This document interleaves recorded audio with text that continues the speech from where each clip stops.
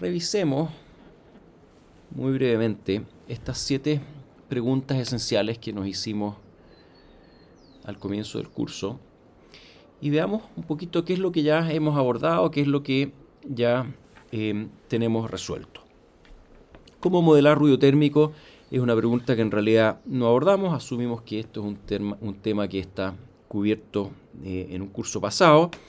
y el curso actual en realidad comenzó con esta pregunta número 2 acerca de cuál es el receptor, el procesador óptimo para señales analógicas recibidas bajo ruido térmico, en el sentido de minimizar la probabilidad de error. Y trabajamos bastante ese tema. Encontramos primero analizando con una muestra, luego con K muestras, luego a través de un proceso de límite, encontramos que este procesador óptimo lleva el nombre de receptor de correlación, y la operación esencial es una operación de correlación entre la señal ruidosa recibida y las distintas posibles señales subyacentes a esa señal recibida. Luego planteamos la pregunta número 3 de desempeño de este procesador óptimo,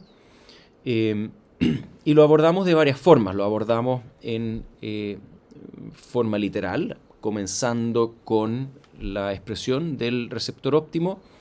Lo hicimos para el caso de FSK binario y nos dimos cuenta que era un poquito engorroso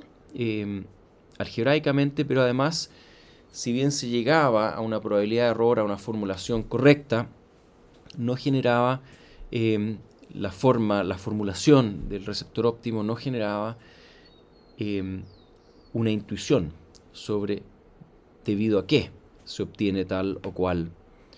probabilidad de error. También nos hicimos una pregunta sobre la complejidad de ese receptor óptimo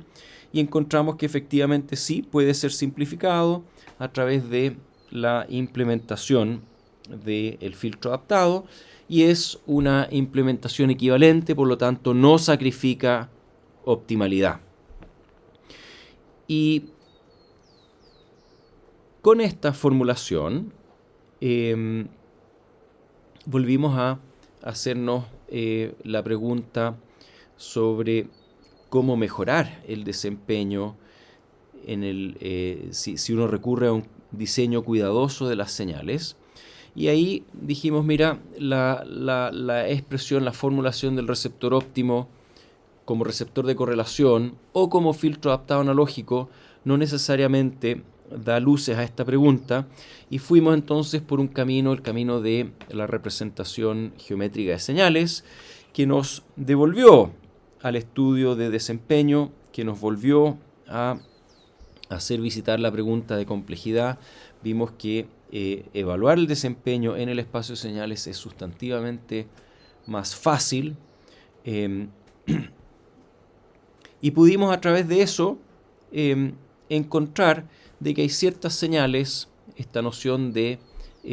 distancia antipodal, esta noción de decisión óptima en base a minimizar distancia euclidiana en el espacio de señales, da luces sobre cuál es la ubicación en términos de vectores de señal de las distintas señales, y por lo tanto da luces a qué es lo que puede ser un diseño cuidadoso de señales para lograr mejor desempeño sin necesariamente invertir en más energía. Entonces, en este momento nos encontramos acá en este punto, habiendo realmente abordado y explorado en bastante detalle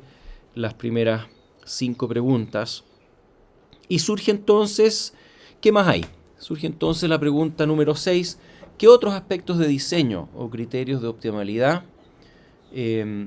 alternativos son relevantes en comunicaciones digitales? El primero de ellos, tal vez el que más destaca, es las características espectrales, cómo utilizan las distintas señales, los distintos pulsos base,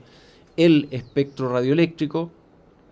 cómo impacta ello la complejidad de implementación y la eficiencia energética, siempre pensando en esta forma de ver las comunicaciones como un problema, un compromiso tripartito que siempre está, digamos, en una relación entre eficiencia espectral, complejidad de implementación y eficiencia energética, siempre un compromiso entre estos tres elementos. Entonces, en este punto del curso lo que vamos a comenzar a abordar en el módulo que viene es cuáles son las características espectrales de las distintas señales, cuáles son buenas características, cuáles son características que se podrían mejorar y cómo mejorarlas.